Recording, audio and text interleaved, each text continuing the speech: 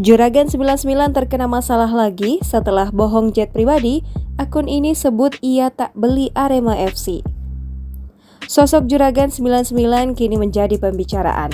Apalagi boroknya soal pesawat jet yang diakui dibelinya kini terbongkar. Ternyata pesawat jet tersebut hanya menyewa.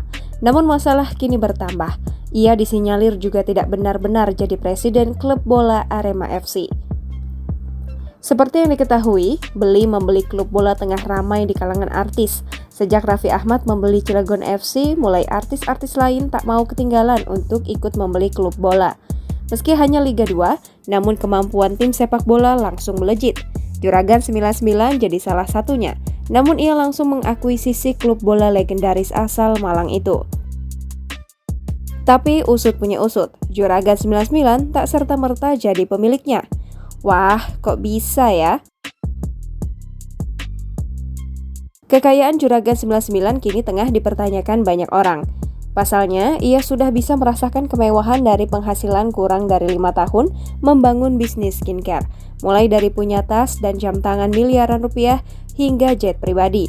Diakui Juragan 99 sebelumnya, jet pribadi itu ia beli untuk hadiah istrinya Shandy Purnamasari. Namun kenyataannya, pada klarifikasi terbaru lewat kuasa hukumnya, Juragan 99 menyebut jet pribadi itu hanya sewaan. Kini yang terbaru adalah ada netizen yang membongkar bahwa Juragan 99 juga tak sepenuhnya memiliki Arema FC. Ia memang bertitel presiden klub, namun sebenarnya Arema FC itu masih milik PT Bentol. Bahkan netizen itu juga mengungkap bahwa Arema masih dikelola keluarga Bakri dari tahun 2011 sampai sekarang. Jangan lupa subscribe, share, komen, dan like ya!